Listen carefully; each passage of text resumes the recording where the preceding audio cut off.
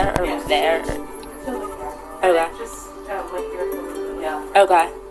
My name is Alexa Ann Watson, and I am the great-great-great-granddaughter of Fredrick Douglass is my great-great-great-great. I am the great-great-great-granddaughter of Fredrick Douglass. I am the great-great-great-great-grandchild. I've been counting on my fingers since I was like 5. Whenever you're ready, here we go. This is the 4th of July.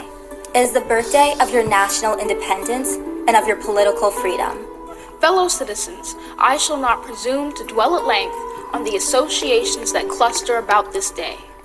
The simple story of it is that 76 years ago, the people of this country were British subjects. Oppression makes a wise man mad.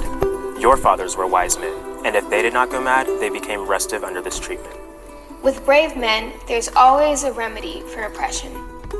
They succeeded, and today you reap the fruits of their success. The freedom gained is yours, and you, therefore, may properly celebrate this anniversary. Fellow citizens, pardon me. Allow me to ask, why am I called upon to speak here today? What have I, or those I represent, to do with your national independence? Are the great principles of political freedom and of natural justice embodied in that Declaration of Independence extended to us? I am not included within the pale of this glorious anniversary. Your high independence only reveals the immeasurable distance between us. The blessings in which you this day rejoice are not enjoyed in common. The rich inheritance of justice, liberty, prosperity, and independence bequeathed by your fathers is shared by you, not by me. The sunlight that brought life and healing to you has brought stripes and death to me. This 4th of July is yours, not mine. You may rejoice, I must mourn. Fellow citizens, above your national tumultuous joy, I hear the mournful wail of millions. At a time like this, scorching irony, not convincing argument is needed. Oh, had I the ability and could reach the nation's ear, I would today pour out a fiery stream of biting ridicule, blasting reproach, withering sarcasm, and stern rebuke. For it is not light that is needed, but fire. It is not the gentle shower, but thunder. We need the storm, the whirlwind, and the earthquake. The feeling of the nation must be quickened. The conscience of the nation must be roused. The propriety of the nation must be startled. The hypocrisy of the nation must be exposed. And its crimes against God and man must be proclaimed and denounced. What to the American slave is your 4th of July? I answer, a day that reveals to him, more than all other days in the year, the gross injustice and cruelty to which he is the constant victim. To him, your celebration is a sham. Your boasted liberty an unholy license. Your national greatness, swelling vanity. Your sounds of rejoicing are empty and heartless. Your denunciations of tyrants, brass-fronted impudence. Your shouts of liberty and equality, hollow mockery. Your prayers and hymns, your sermons and thanksgivings, with all your religious parade and solemnity, are to him mere bombast, fraud, deception, impiety, and hypocrisy. There is not a nation on the earth guilty of practices more shocking and bloody than are the people of these United States at this very hour.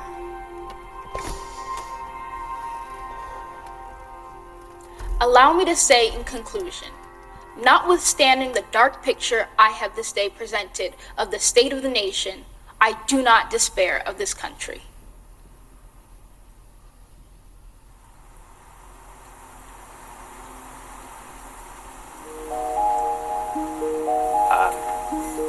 This speech was written almost 170 years ago, but this part of it is still extremely relevant, especially with today's protests.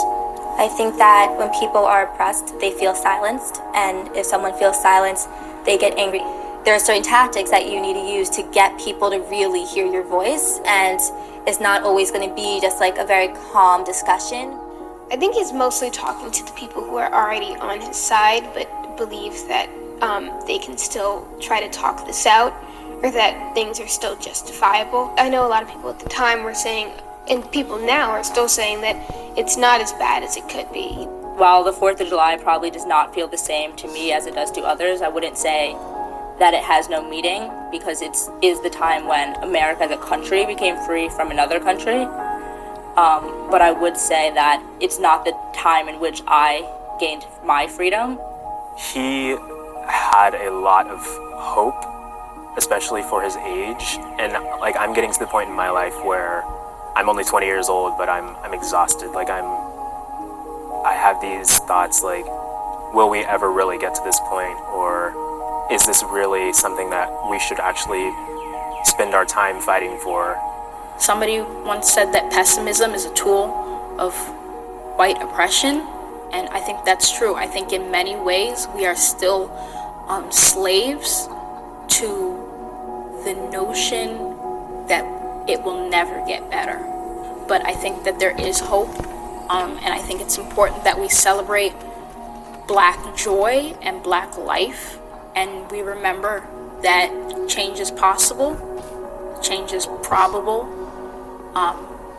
and that there's hope.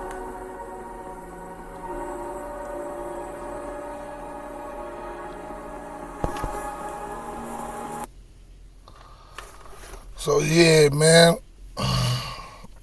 what is 4th of July to the Black people living in America now?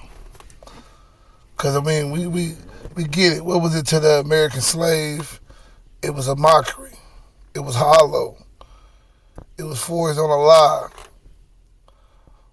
Because of most of the damn promises and understandings was built off their backs. Those slaves that had to see people celebrate and enjoy what the 4th of July meant to so many white Americans at those times, up until Juneteenth of 1865 here in Texas, and especially in Galveston, and for many other different dates. So I don't think it's a problem for anybody to go and, celebrate, do whatever you feel like doing, man. I just think that at the same time we have to be aware of what truly, you know what I'm saying, like there's no day that's going to be commemorated for her, and not even Juneteenth will encompass everybody's freedom.